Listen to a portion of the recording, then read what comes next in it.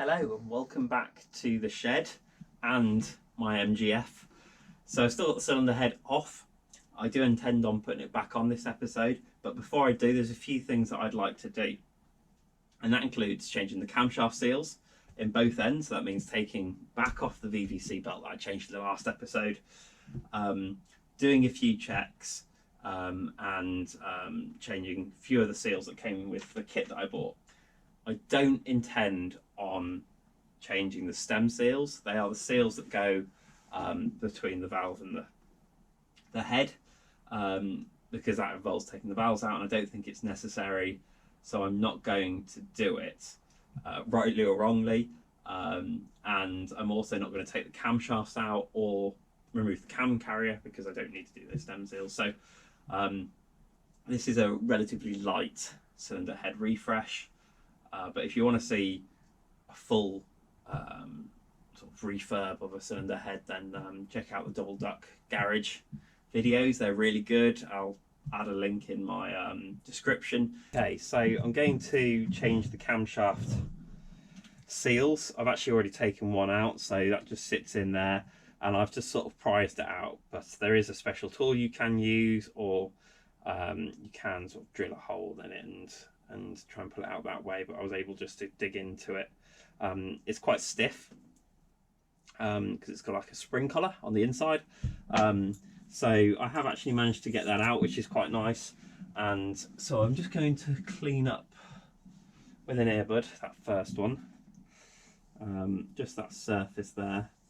So the open end goes at the back, and I'm just going to push it in. Normally I would put some oil on the seals, but apparently I don't need to. Okay, so I want to push it in even, as you can imagine. So I'm just going to sort of start it going. It's got a few ribs on it. Oh, okay. And then I'm just going to sort of get a relatively large socket like that one. Just try and push that in like that. I'll just give it a love tap.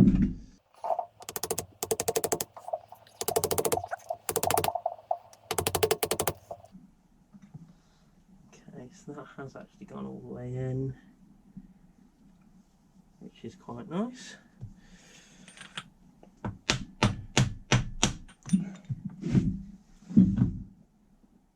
Okay, so that's good.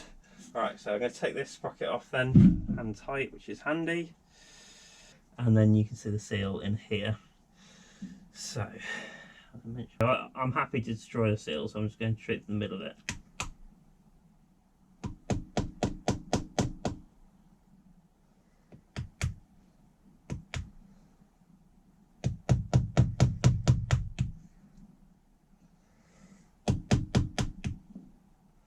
Just with a good bit of bite on it.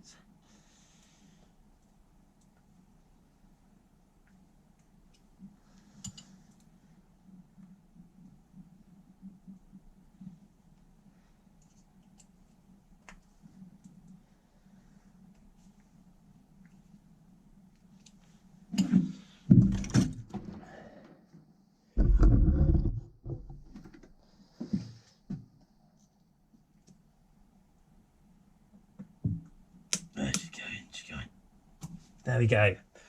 Okay. The other one was actually much easier to remove than that.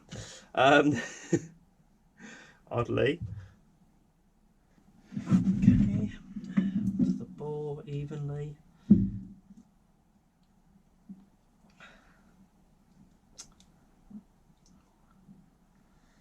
we go. Right. So I'm just going to push it in a little bit by hand as easy.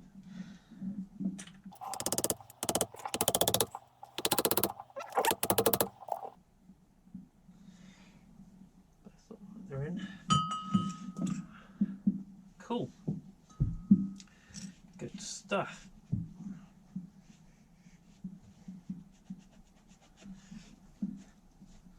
Get it all proper clean another time. Right, okay, so let's do the other side then.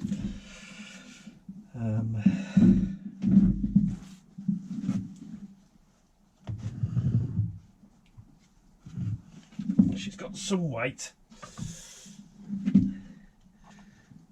just like. Right, okay. So again, same thing again, take these sprockets off, which means taking the belt off again. I do have a a tool that's supposed to help react stuff. Stop me putting the load through this ham sprocket. So they go in some holes like that. It's a bit tight in here.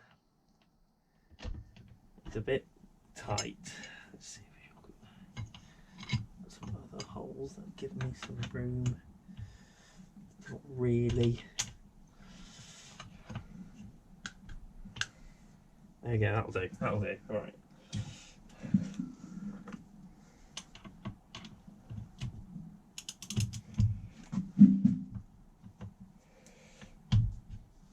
Okay. That's nice and loose. Crack this one off as well. So stick them in the holes. I assume there are a reason why some of the holes are there.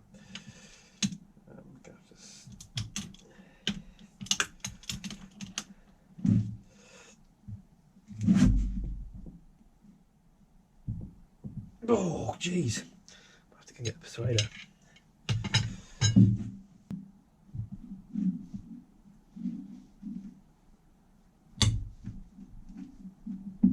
Oh my god. There we go, the persuader worked. Oh, there we go. Oh my lord.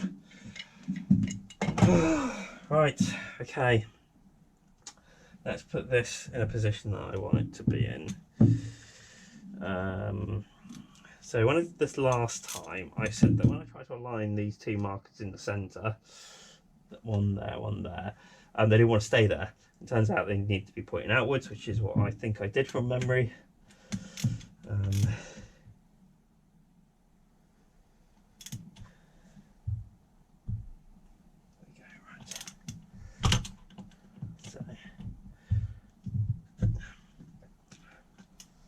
Something like that, wherever it's happy, and then I'll just check it and put it back on there.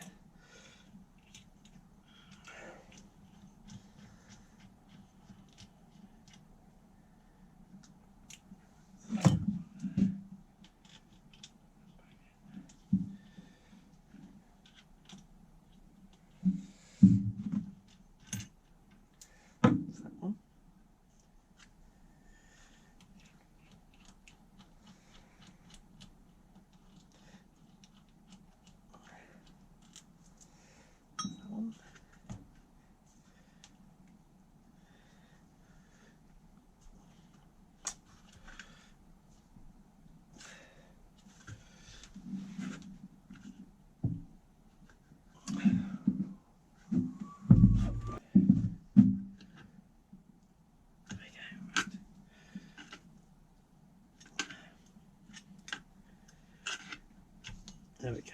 That's the belt. That's that pulley. Should hopefully just be able to feed that out. There we go. There's the VVT.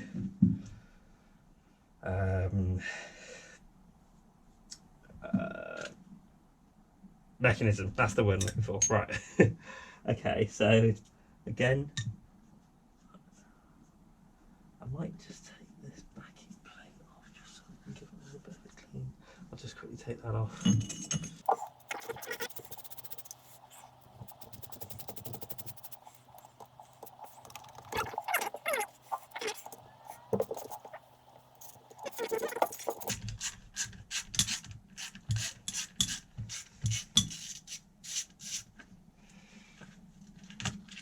There you go. Alright, I'm going to clean that up. So it does actually look like it might have had a bit of a leak around this seal here, because it's quite oily. So it's worth doing.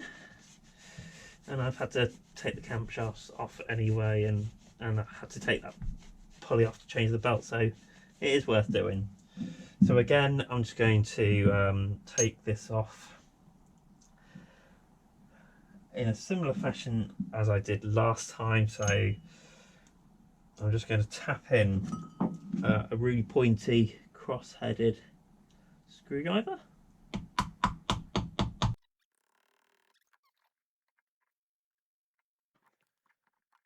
The seals on this side were a little bit more stubborn, but I used the same technique, which was to hammer a screwdriver into the seal, get a screw into the hole, and then tease the seal out with a pair of pliers. Because the seals were a bit more stubborn, I had to get a screw in on both sides to allow me to pull that seal out more evenly, but it has worked.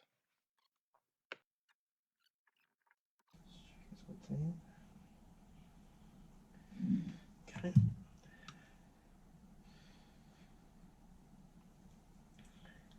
Feed that on. Feed that on.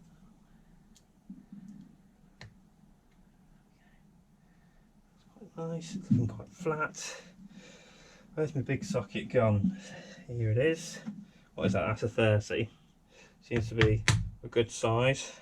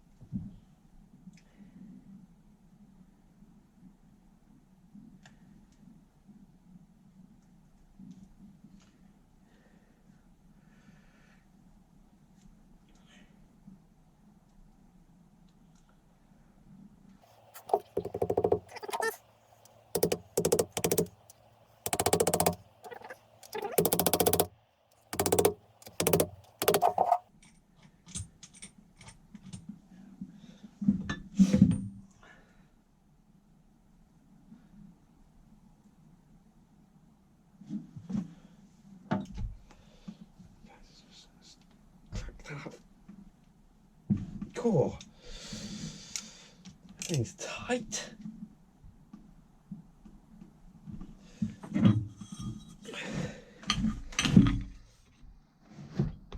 we go. Seriously, everyone needs one of these seat posts. There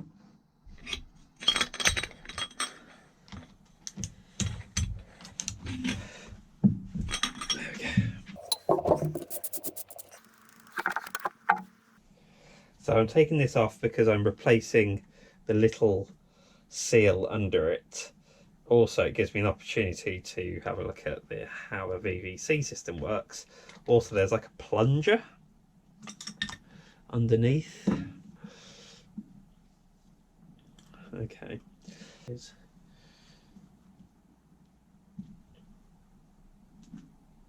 stiff. That's really stiff.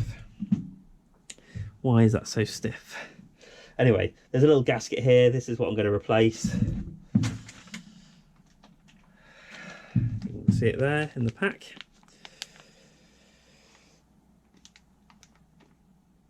That's a different gasket. Anyway, this plunger is supposed to be smooth, but it's not smooth. Oh God, why is that not smooth? Ah, right. Where is it?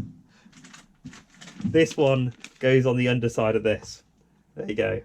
That should be, I think that should be like hand effort smooth. Clearly isn't. Something's not right there. I'll need to do some research on that. Okay, so this plunger, which is part of the hydraulic control unit, I think it is, which is the unit that controls the variable valve control system. This sits over that, like that. Anyway, it did appear to be stuck, so what I did is I just pulled it out rather than push it in like that. It's a little stiff. There's a little bit of scoring, tiny bit of scoring on this shaft and inside this bore, so I might just get a bit of polish, metal polish, chrome polish, metal polish. I'll just clean that up and then I'll just oil it. and make sure it's got a bit of lubrication to it. Okay, so this plunger sits in the hydraulic control unit, which is that, like that. And essentially, as I understand, oil then pushes down on this. This is a rack. It engages with a gear inside there, which sits on this shaft here, which connects the two VVC mechanisms at both ends of the inlet camshaft. And then essentially oil pressure then pushes down on this. So if I push this back in now, so it's relatively nice and smooth, but I will polish it up anyway and obviously lubricate with oil, which should make it nicer. But if I push down it now, you should see the camshafts rotate. And I think what that's doing, I need to check my VVC educational video by Rover. I think it's advancing the timing, which then allows the engine to rev higher. It's not changing the lift because you've still got the same cam profile, so it's not quite different. It's a bit different to VTEC, sorry. But essentially that's what it's doing. I need to check the timing of this because obviously it's taking this plunger out and put it back in, and inside that little viewing hole there, which is on both sides, there is a little hole in the ring of the mechanism, which is really hard to see. Let's see if we can get... There you go, there's a little hole, which you can just about see. And that essentially needs to be lined up at a particular point. So I'll just check the guidance. Slowly rotate that forward. There we go. Very, very slightly. It doesn't need to be that precise. I guess you're only trying to line it up to a tooth. Okay, alright. So those holes are now aligned. I think that's right.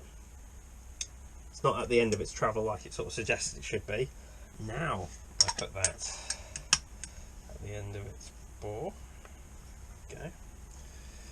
I'll line that up like that. And then I just push down. Engages. There we go. Just going to loosely put them.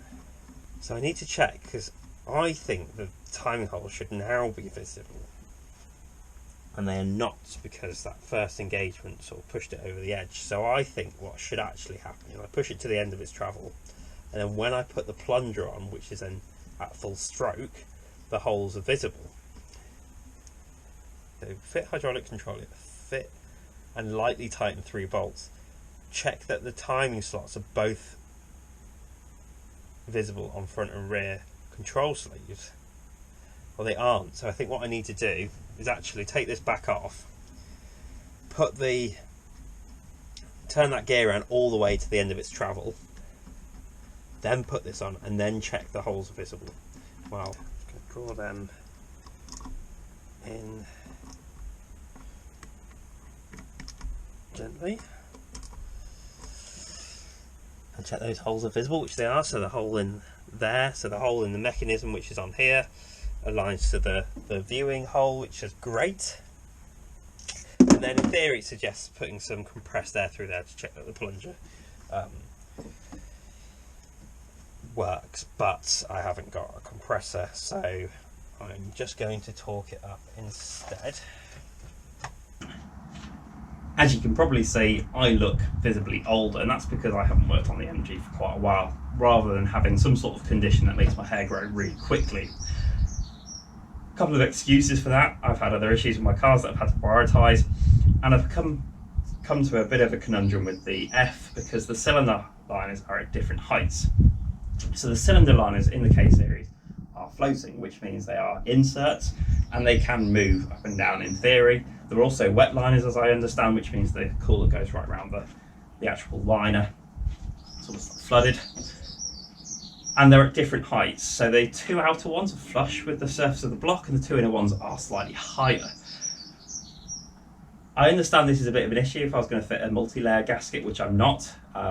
That's sort of an upgrade that a lot of people do on the K series. And they're more sensitive to the height of the liners. They need to be more level, and they also need to be a certain height above the surface of the block. I believe it is 4 thousandths of an inch imperial measurements that they used in the old days, in the likes of British Leyland and British Motor corporation. You can imagine them using it. I won't offend anyone with my impression of a Birmingham accent, but you can very much imagine them using that sort of measurement. That actually equates to about 0.01 millimeters. I'm going to be fitting an elastomer gasket, which isn't as sensitive to the liner heights. It's sort of similar to what was originally fitted to the car, but a bit better. And so I'm a bit unsure what to do. You can buy spacers that do lift up those liners, but I have read a guide from a Freelander manual for the K series that says that flush liners are fine, but liners should only be about 0.075 millimeters above the surface of the block. So I'm just going to quickly measure the middle ones. I think they are higher than that. I've got a feeler gauge, which is thin pieces of metal. You'd use them to check like a spark plug gap. I'm just going to check what the gap is. So I'm just going to rub it across the front top surface of the block. It's already higher than 0.08 millimeters, so it's already higher than that measurement. I'm just going to have a bit of a guess where I think it's at. Yeah, so that one closest to the camera, the middle center one, let's say it's under 3, is 1.5 millimeters, which is quite high. The other one seemed a bit lower, so I'm just going to try.